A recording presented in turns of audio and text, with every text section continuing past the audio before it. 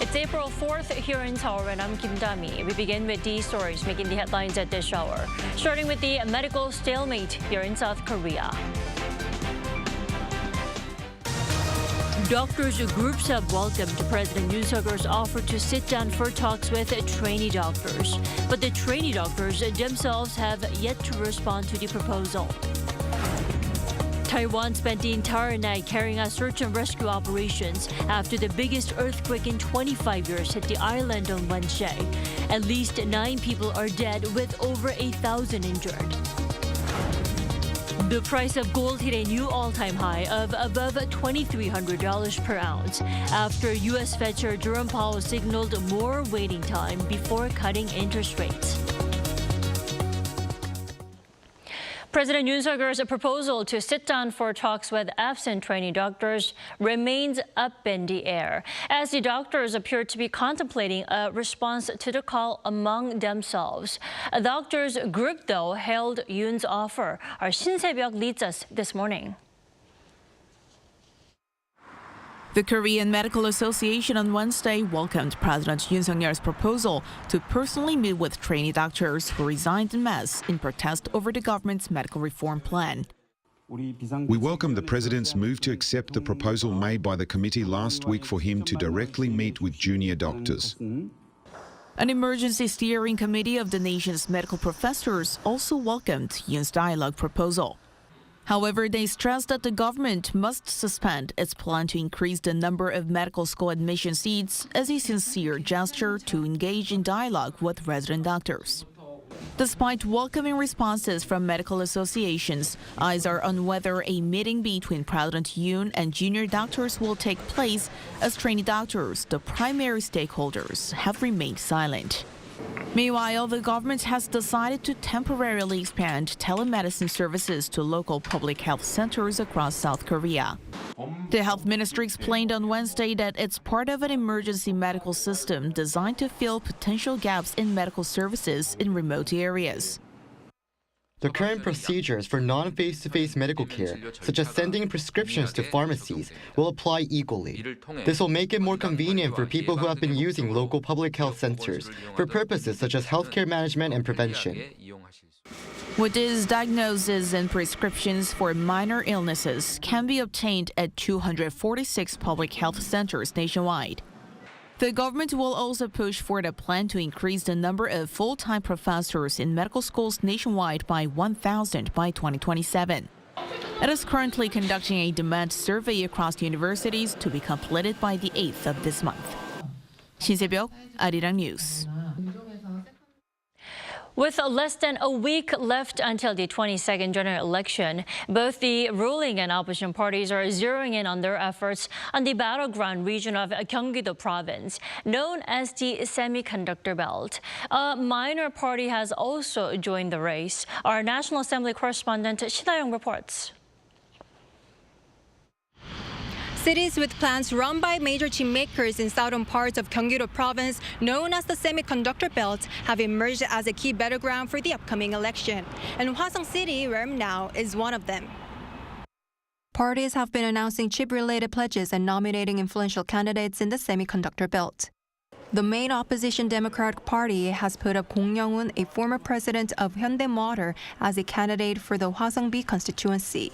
Kong pledged to establish a semiconductor and automotive convergence cluster based on his experience leading a global company.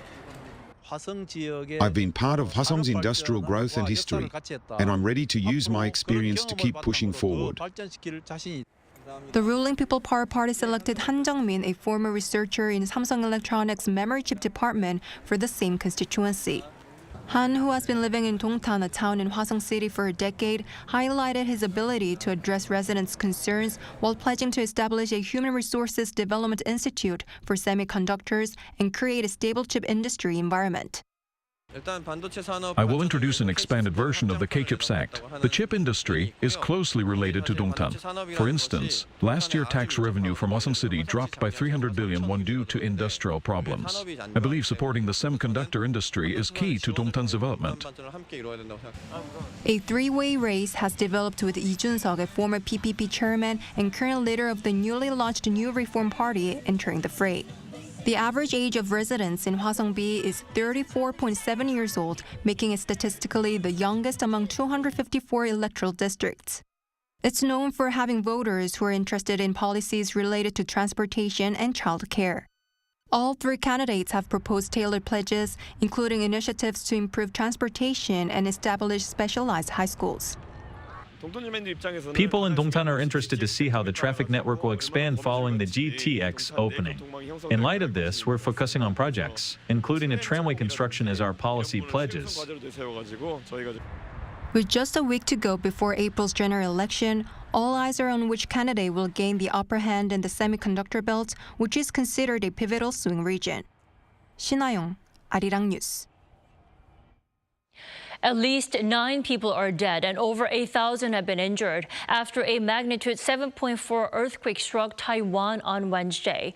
Search and rescue operations are ongoing for 143 people trapped or stranded in mines and tunnels. Lee Seung-jae has the latest. The magnitude 7.4 earthquake that rocked Taiwan on Wednesday has resulted in at least 9 deaths and injuries to over 1,000 people. As of 10 p.m. Wednesday local time, 231 buildings across the island state were reported to have been damaged.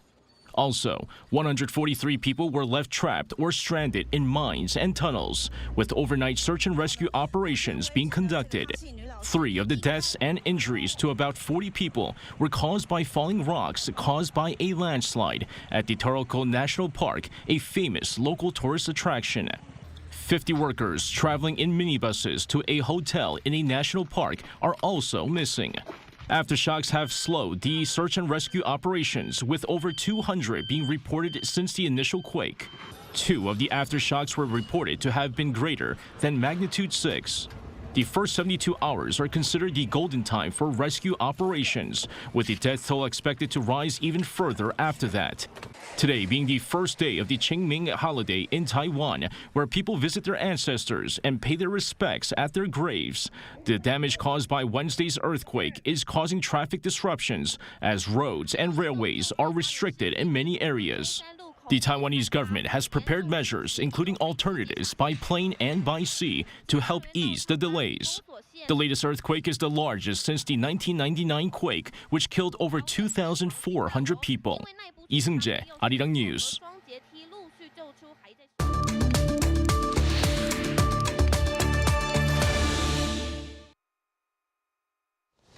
Ukrainian men as young as 25 can now be conscripted into military service to fight. And Ukrainian citizens are also filing claims for wartime damage. For more on the latest on the Ukraine crisis, we're joined by Professor Rana Grigorsuni. Thanks for joining us. Happy to be here. Ukrainian President Volodymyr Zelensky signed a law on Tuesday allowing men as young as 25 to be conscripted into military service to beef up the country's military. What does this say about Ukraine's military ambitions to hold up in the war? It's very clear that there's a shortage of manpower in Ukraine, and the Ukrainians are having trouble getting people to the front. There's even been resistance and some people fleeing, trying to leave the country. It's been a long war, 2 years. It's a very disastrous war for the Ukrainians, and young people want to see their lives in a different way. So many are resisting going to the front, and it's necessary to lower the age of conscription so that you can field people against the Russians. Well, how much of a difference will this change bring to the war, though? Not much, I'm afraid. Let's not forget how many times Russia is larger than Ukraine. Its population 4 times larger, etc. So the Russians can field people more easily than the Ukrainians. This is an imbalanced war. Ukraine is a much smaller country, and it's now having problems, as you know, also with receiving ammunition, artillery, and other things they need to hold the Russians back. Right, and in the meantime, Ukrainians who have had their property damaged or destroyed during the war can now file their claims at a newly established register based in Hague. Now, how will they be compensated? That's a difficult question.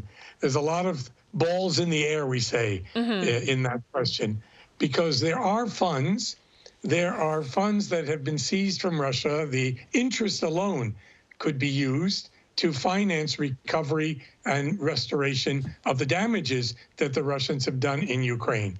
Whether that will happen or not, we'll see. There's a lot of complications, international finance things about using money that actually belongs to Russia. So there's a moral issue here, there's a financial issue here, there are international law issues, all which may prevent this from happening. So should we say it's not a completely legal green light to proceed? I mean, how is Russia expected to react to this plan? Russia will be against it. They consider this their money. It was in banks and it's gained interest. Of course, they'll be opposed to that. But Russia is guilty of this war. Russia launched this war. It was an act of aggression. It's done enormous damage in Ukraine. And so there are moral issues why the Western powers, NATO and the United States, might think it's appropriate on a moral basis that the money be used to restore Ukraine. Right, and NATO chief has reportedly proposed $107 billion a 5-year package deal to aid Ukraine. Can we see that the proposal is designed to guard any cut in the U.S. support that may follow a return to the White House by Donald Trump?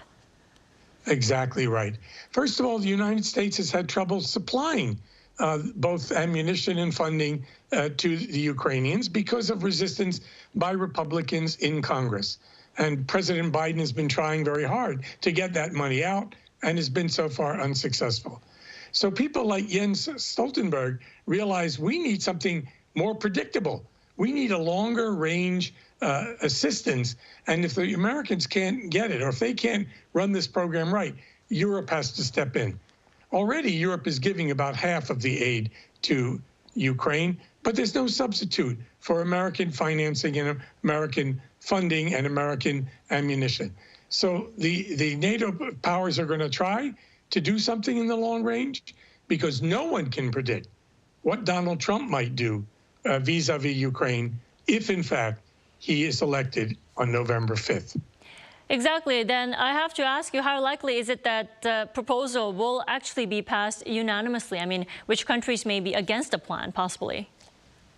You probably know very well that the country that will stand in the way most particularly is Putin's friend Viktor Orban's country, that is Hungary. And these decisions by NATO, it's sort of like the old 17th century Polish Commonwealth, where one vote can, in fact, stop legislation from going through. All decisions in NATO have to be made unanimously, and Orban and Hungary may stand in the way. All right, let's see how that gets unfolded. Thank you so much for joining us this morning. You enjoy the rest of your evening there. Thank you very much.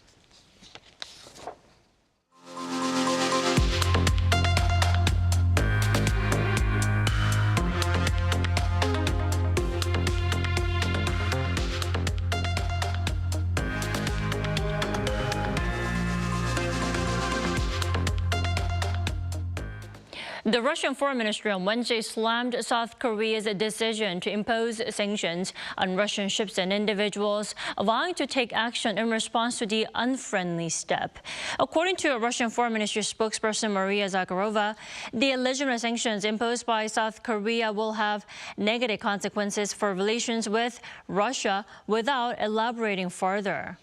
The comments come after the South Korean government imposed sanctions on 2 Russian individuals and their companies involved in sending North Korean IT workers overseas, along with 2 Russian ships involved in shipping military supplies between North Korea and Russia.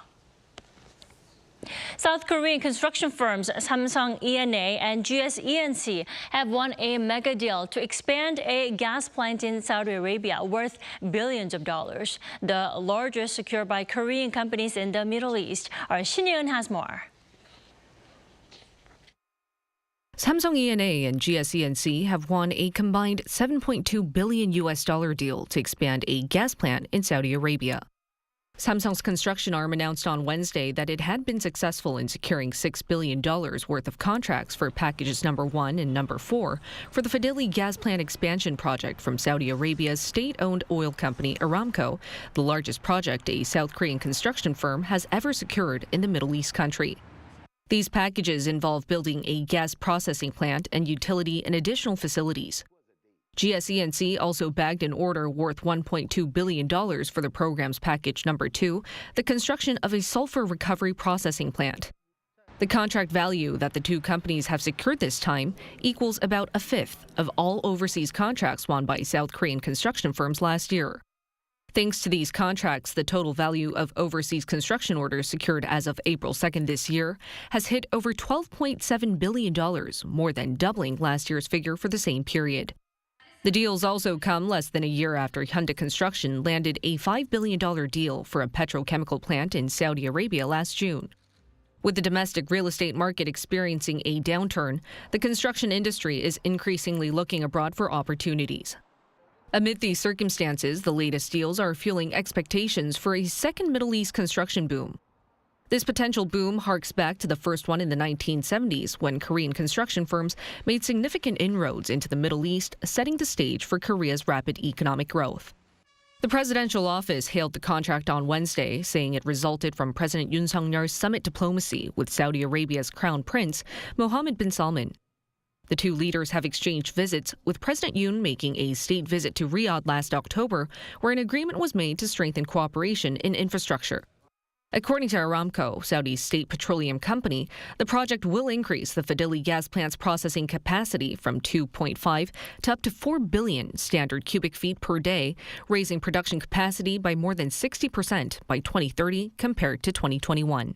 신예은, Arirang News.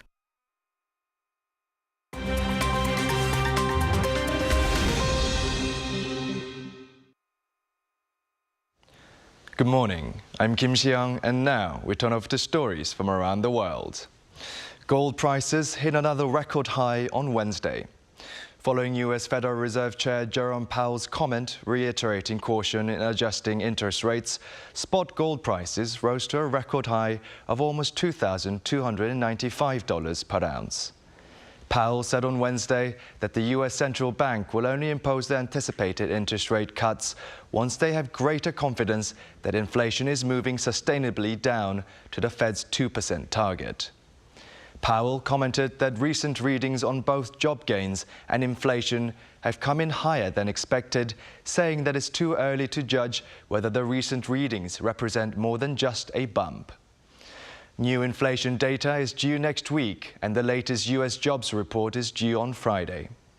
Finance experts still expect to see the first rate cut at the central bank's policy meeting in June. Gold is often seen as a hedge against inflation, and gold prices have increased over 11% so far this year. Iran has accused Israel of carrying out an airstrike on the Iranian embassy in Syria on Monday, which killed 5 military advisors and 2 generals, and pledged to retaliate. Supreme Leader of Iran, Ayatollah Ali Khamenei, said on Wednesday that Israel will be slapped for the attack. Monday's airstrike in Damascus destroyed a consular building adjacent to the main embassy grounds.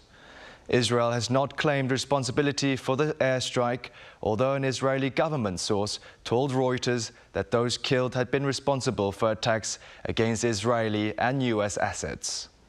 Iran has so far avoided direct conflict with Israel since the outbreak of war in Gaza, while indirectly supporting forces that attack Israeli and U.S. targets. Finnish police said on Wednesday that the school shooting in the city of Vantaa the previous day was a result of bullying. Lead investigator Detective Chief Inspector Marko Sarka said in a statement that the sole suspect of the shooting, a 12-year-old boy, was apparently bullied, which was the motive for the attack. A 12-year-old boy was killed and 2 girls of the same age were injured in the attack. According to a study by the Finnish Institute for Health and Welfare, Finland has seen an increase in bullying in schools, with almost 1 out of 10 pupils around 12 years of age saying that they have been a target at least once a week. Parents visited a temporary memorial at the scene of the shooting and asked authorities to take more active action in stamping out bullying.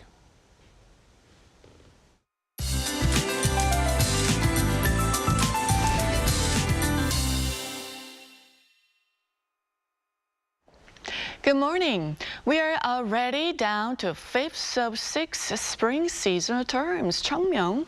It literally means the day of brightness, but rather we'll be seeing lots of clouds with some rain in Jeolla-do provinces and surrounding areas, and even in Daejeon through tomorrow dawn. But temperatures stay on the warmer side, hovering way above season norms this afternoon. And those in southern provinces will also notice warmer highs today after yesterday's breezy and rainy afternoon. Gwangju gets up to 18 degrees, Seoul topping out at 20 degrees Celsius this afternoon.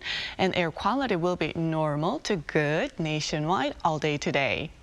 Pleasant spring weather and sunny skies return tomorrow.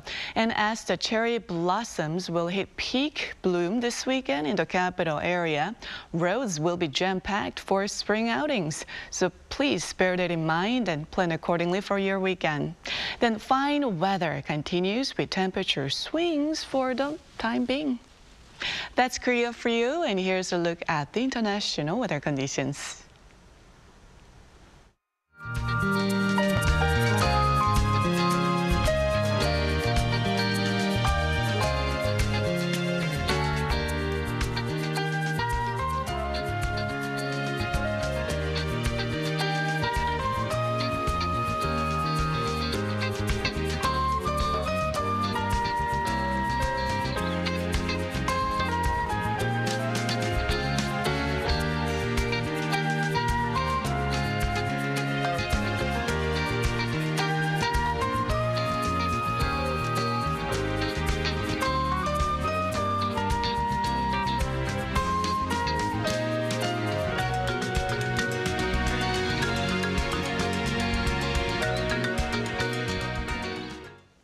We thank you for watching New Day at Arirang. We'll be back tomorrow for Friday's edition at the same time, 9 a.m. Korea time.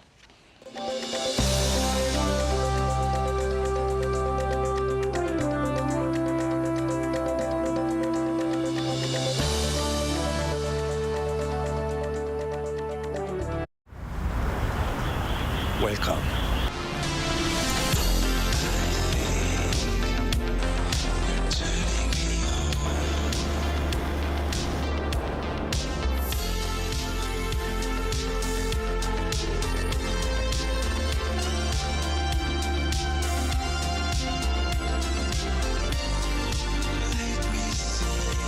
(24시간) 불이 꺼지지 않는 나라.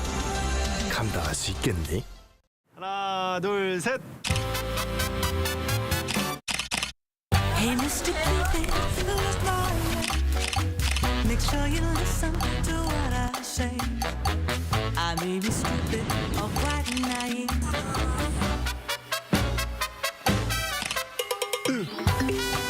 끝없이 쏟아지는 포토스팟. 휴대폰 한 대로 감당할 수 있겠니? Straight through my heart. Welcome.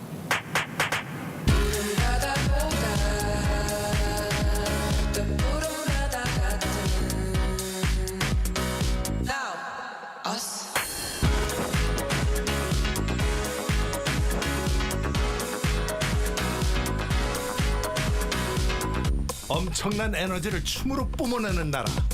감당할 수 있겠니?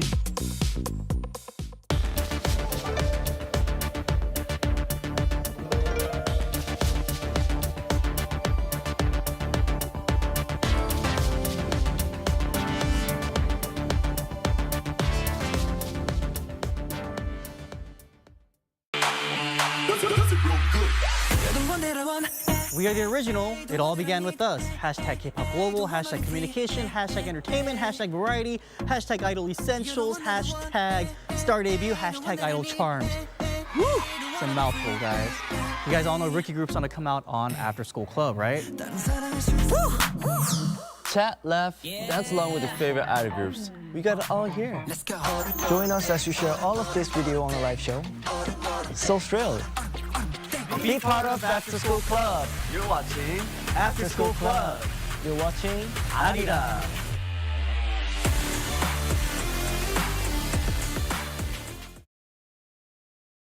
There was so much tension And in a world where there are so many comments and conversations online, it really makes me wonder what I can believe and what is just fake. 기자님 기사 못 쓰게 하려고 여론 조작한 거라고요.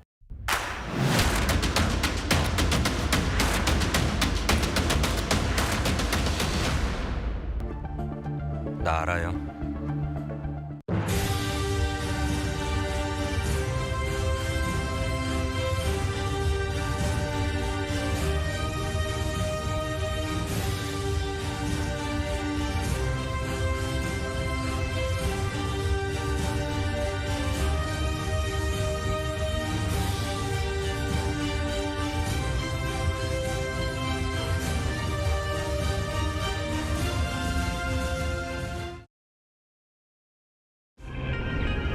한국에 오면 먹어야죠.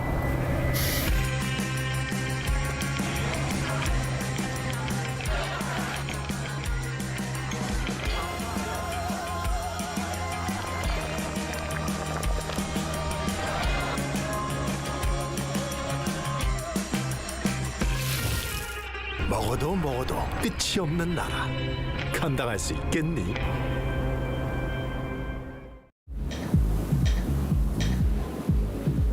Welcome.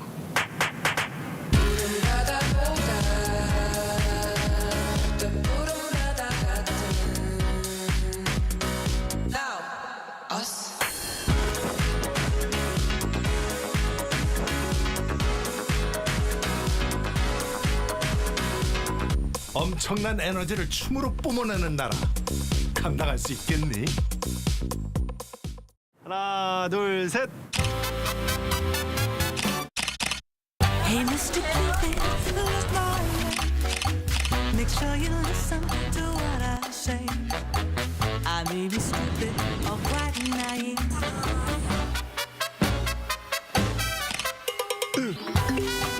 끝없이 쏟아지는 포토스팟.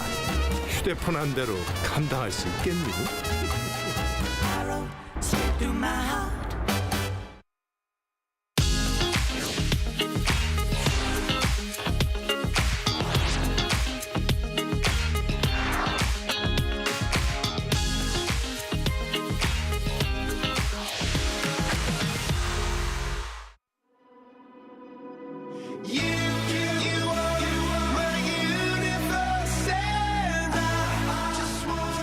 We're here to make a new type of news. New insights, new style, and new topics every day. We are News Generation. Making news just for you. It's April 4th here in Seoul. I'm Yoon, and you're watching News Generation. Joining me in the studio is Cheska Dain-ha. Happy Thursday, everyone. Happy Thursday. And today we have a very special guest, Mr. Gao, who's actually been with us via Skype, but it's a pleasure meeting you in person. Why don't you introduce yourself? Yes, thanks so much. Yeah, my name's Chris. I'm from the United States. I'm a graduate student at Seoul National University, where I'm studying international cooperation and with focus on North Korea and Korean Peninsula security issues. So. All right, and that's a great hint to today's episode, which we'll be elaborating soon. But both are here to speak on behalf of people in their 20s and 30s. As usual, let's start with our news feed, which covers different hashtags and news items that have been trending on social media over the past 24 hours. Now, the first story. The day many Koreans did not want to come has finally arrived. On Wednesday, the country's beloved panda celebrity Fu Bao left for China. Earlier in the morning, before Fu Bao was transferred to her vibration-free cage en route to Incheon International Airport, she did get to see fans for 20 minutes inside a van. Fans greeted Fu Bao at Everland theme park, where she was born and raised. Her dedicated zookeeper, Kang Choron, more well known as Halbuji, as he's like a gentle grandfather to the giant panda cub, also boarded the plane with Fu Bao. Moving on, Taiwan was hit by the strongest earthquake in 25 years on Wednesday. The tremors reached a reported 7.4 magnitude, shaking the island's eastern coast and bringing down multiple buildings. Landslides killed at least 4 people. The quake hit the island at around 7:58 local time, leading to tsunami warnings in southern Japan and the Philippines. Earlier this week, South Korea unveiled the KTX Cheongmyeong, and this is a new class of bullet train that boasts a maximum speed of 320 kilometers per hour. Operations are scheduled for May, and the train is set to operate 4 times a day between Seoul and Busan. What would usually take more than 3 hours from the capital to the popular port city has now been reduced to 2 hours and 10 minutes. The train also will operate twice between Seoul and Gwangju City, located in the southwest. It will only take around an hour and a half to get there, and President Yoon has promised to quickly boost the National Railway Speed-Up project for residents in rural areas to easily get to the capital. This includes expanding routes by adding new destinations, which is exactly why I'd like to ask our panelists here in the studio what they think about the latest launch of the new KTX train, and what type of benefits do you think this will bring about, especially for the younger generation? Right. So there's been a couple exciting developments in terms of rail in South Korea in the past week. Of course, we had the GTX A line that was debuted. I rode that on the first day. It was super exciting. Right. And then I was also super excited to hear about this new KTX variant announced. So being able to get to Busan 30% faster, I mean, everyone obviously is going to benefit a lot from that. In terms of the benefits for the younger generation, obviously those that are living in the southern regions, just being able to get to Seoul faster, you know, let's say they're attending school there, get back and forth between their school, makes a lot of sense. I would also add to that, as an American, I think a lot of our young generations are coming to South Korea these days, either as exchange students or on a foreign trip or something. So I think exposing them to this kind of high-speed rail technology and seeing what an advanced country is like and that moves their people like this, because we're severely lacking in that category in America. We have very little high-speed rail built out. So yeah, that's a good effect that could come from this. Hopefully, more international visitors coming to Korea might look at our transport system and they can blueprint off of it. Now, what do you think about this story? I can absolutely attest to Christopher's testimony about the United States. I would love to see more bullet trains in America as well. But on top of that, I think I'm one of the many millennials and Gen Z that have families in these rural parts, and having these high-speed railway would definitely enhance and alleviate the tension that happens during holidays as well, when literally the entire nation is moving to meet their parents or families outside of Seoul, right? And on top of that, especially talking about the density of population and demographic problems here happening in Seoul, it would be nice to have bullet trains that will sort of disperse so much density and focus on just Seoul City and be able to travel easily and quickly. Exactly, and hopefully we'll see more developments. As the president mentioned, we are going to see much more developments happen coming forth, especially with the National Speed Up Railway project now rolling. Now, switching gears to our main discussion topic of the day. Earlier this month, the Unification Ministry conducted a survey on around 74,000 students, asking them whether they think unification between the two Koreas is necessary. Less than half thought it was. And these survey results are gaining more attention as we've seen tensions mount on the Korean peninsula. Just yesterday, North Korea claimed to have successfully launched a new intermediate-range ballistic missile tipped with a hypersonic warhead. It also said that all the country's developed missiles are now solid fuel and nuclear capable. So as much as we're seeing a lot of tension build up in regards to inter-Korea relations, we've seen these survey results pointing to the younger generation being a bit nonchalant about reunification, right? Right, absolutely. Let's take a look at the screen to see the actual figures. Now, this survey was conducted over 756 schools and had about 74,000 students from elementary to high school. Now, last year was actually the first time that less than half of the people thought that unification was important, and almost 40%, as you can see from the screen, of the students responded that they actually found it unnecessary. Now, there has been studies that have been being conducted, year by year from 2014, and the level of indifference to reunification is increasing, and therefore the ministry responded that the military threats could have had effect on shaping people's opinion on having more negative perception of the North, and will work to ameliorate the tension. But at least according to the series of surveys, it's quite obvious that there was a decrease in the interest of reunification as generations are passing. And I think it's now worth noting, to speaking on behalf of the younger generation out there, Chris, why do you think a growing number don't really opt for reunification anymore? And we have you on today's episode because you are studying international studies with a focus in North Korea. Speaking from a semi-expert's point of view, what would you think about this situation? Right. So yeah, I have had a lot of conversations with my peers, both at school and just on a personal basis, people around my age in South Korea, in terms of what do they think about a reunification. And I would say a kind of recurring sentiment that I hear pretty frequently is that a lot of these people essentially, they don't feel any connection to North Korea anymore. They don't have those relatives that maybe the older generation still had memories of that live in North Korea. I think a lot of the younger generations are also concerned about the financial burden that can be incurred by South Korea if suddenly they needed to bring up the North Korean region up to the same living standard as South Korea in one of those reunification scenarios. I would say that in my kind of personal research on this issue, I think there are quite a lot of long-term benefits to reunification that I think people should keep in mind. So of course, like a lot of the investments that go to North Korea in terms of revitalizing that country in a reunification scenario, those are going to be spearheaded by South Korean conglomerates, and also they'll be working with South Korean construction firms. So ultimately, a lot of these investments will be returning to South Korea.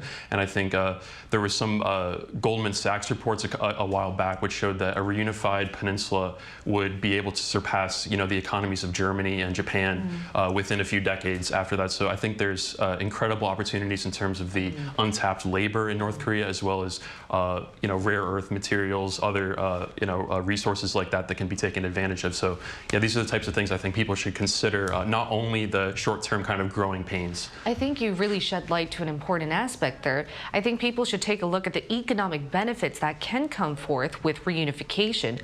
But nonetheless, it's not like all young people out there are studying North Korean studies like yourself. So maybe that's why they didn't really have a general idea as to what the benefits could be. But apart from that reason, why do you think a lot of younger people aren't really rooting for or aren't prioritizing reunification on top of their list? It's a really interesting question, and I just want to kind of say I am of the less than 0.5%. They would still find the reunification quite necessary and important.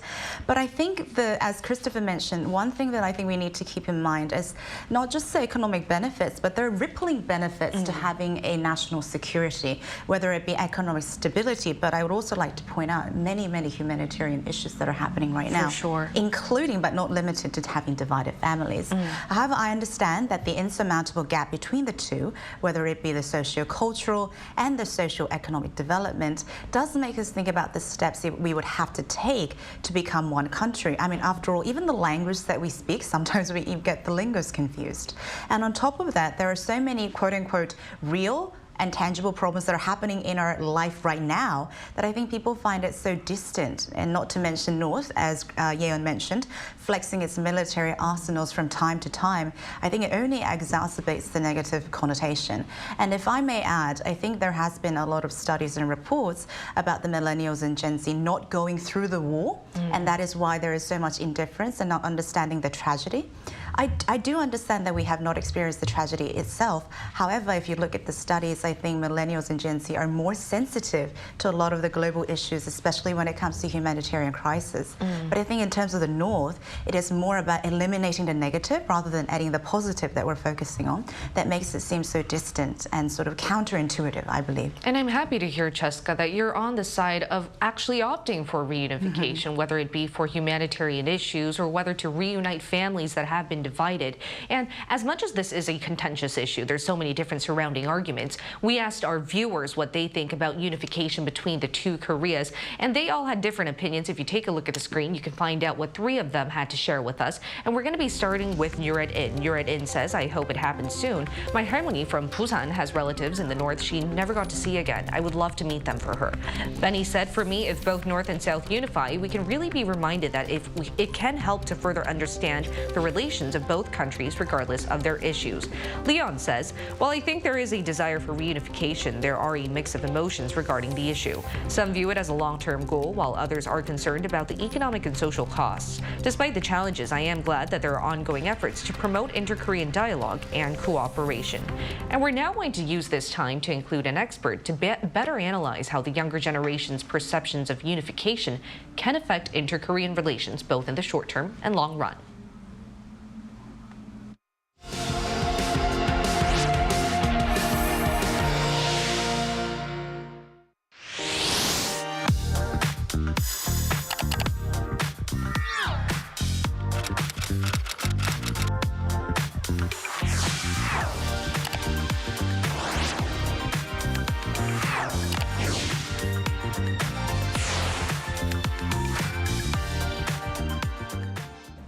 We're now going to include an inter-Korea relations and unification-related expert in our talks. It's Dong-hyuk David Shin, the program manager from Uni-Korea Foundation, an organization founded in May of 2015 to better prepare for Korean unification through peace and reconciliation. Welcome, Dong-hyuk. Hello, thanks for having me. All right, pleasure to have you. Now, Dong-hyuk, as the program manager of Uni-Korea Foundation, what do you think about the latest survey results we've been talking about so far, seeing a growing number of younger people from our generation not really want unification? Disappointing, but expected. This is a disappointing finding, yet the survey has a silver lining. The survey was conducted under the Unification Education Support Act, which encourages a fact-finding survey on the unification education of elementary and secondary students as presidential decree prescribes. I hope this fact-finding alarms those who hope for and work toward the unification of the peninsula, so we do it differently. The results aren't surprising. The survey result also shows yearly declining trend, and I'm sure the policymakers, experts, professionals in the sector, and parents all knew that the students' disinterest has been growing. The Unification Ministry analyzed that North Korea's provocation have fueled students' negative views on unification. Although the negative environment contributed by North Korea is a true and major contributing factor, however, we need to concentrate on what we can control and re-examine the reality of unification education. I know that many government and civilian actors have diligently worked to promote unification education, but we have been doing the same thing and hoped for different results.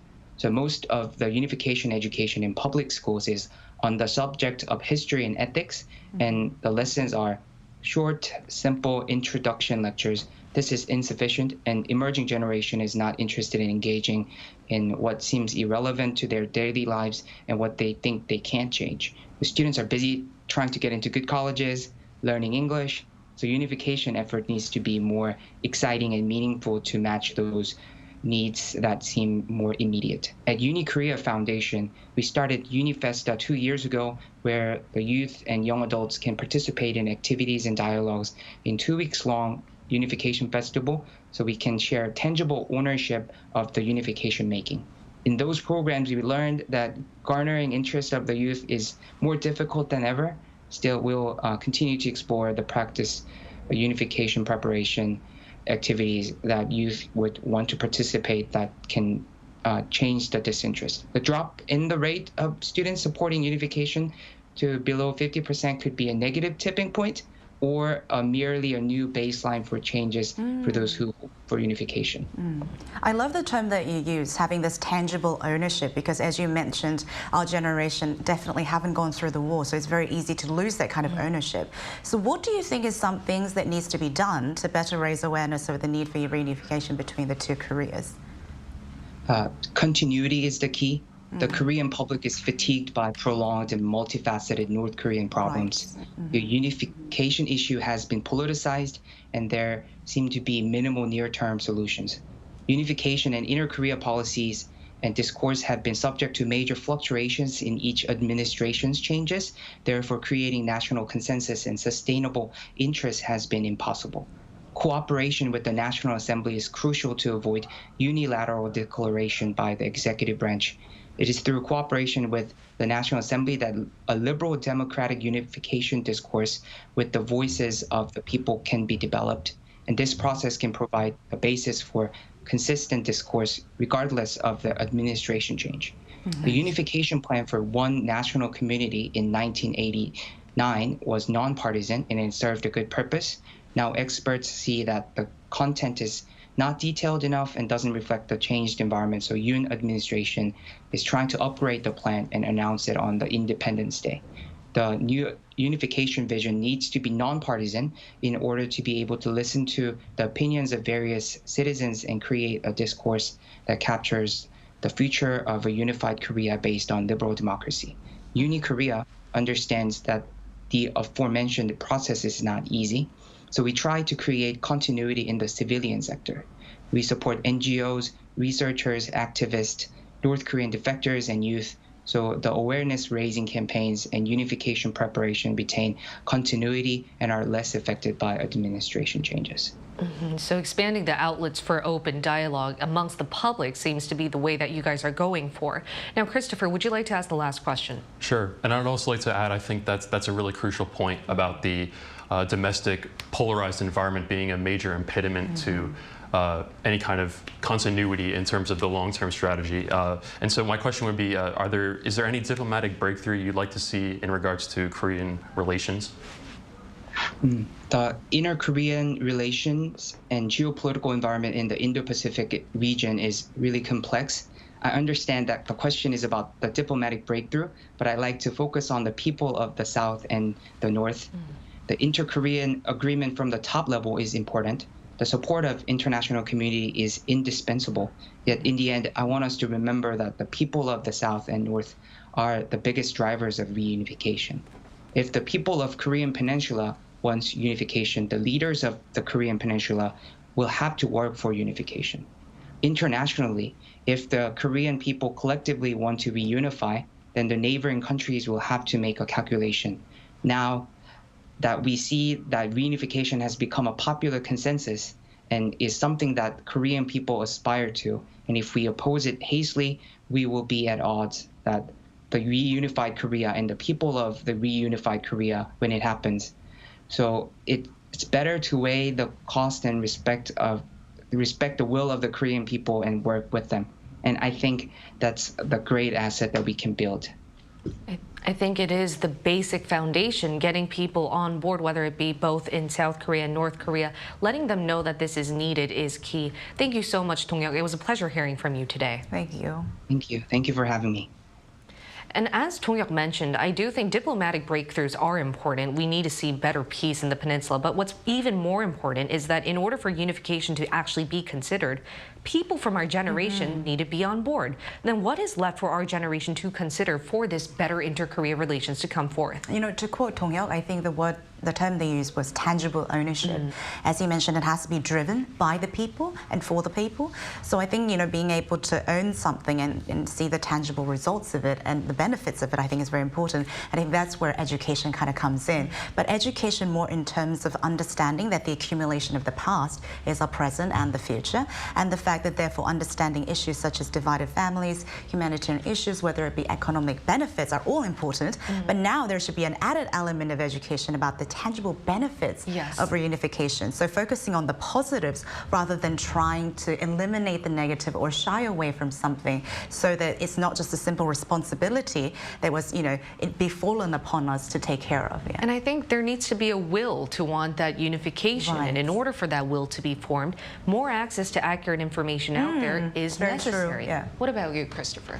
Yeah, I absolutely think that as the participant mentioned, I think we need to have more consistency in the reunification education. So isolating that education and the content, especially in the textbooks, from fluctuations in political regimes, I think is going to be key going forward. And I think, like we mentioned earlier, definitely highlighting the tangible benefits and kind of recharacterizing reunification away from this kind of vague conception that might be hard to grapple with as a young person, and really focusing on those long-term tangible benefits that I think a lot of people would be excited about, and framing it that way could do a lot to improve these numbers, I would say. And I think our generation can lead this trend because, as you guys both mentioned, we are the generation where we're quite savvy as to knowing what's happening around the world. We're quite attentive and very active. Very active. And at the end of the day, because we prioritize humanitarian issues, understanding that reunification is not only about the political and economic benefits, but it can reap benefits for the people, is something that can motivate us to better understand this issue. And hopefully more discussions will come forth. Now, in the meantime, we'll be here every day from 9:30 to 10 a.m. Korea time, bringing you more topics people are talking about. Special thanks to Cheska Dainhong. Pleasure's always mine, thank you. And Christopher Gao. Yeah, my pleasure. All right, and thank you everyone for watching. We'll see you tomorrow. We are News Generation.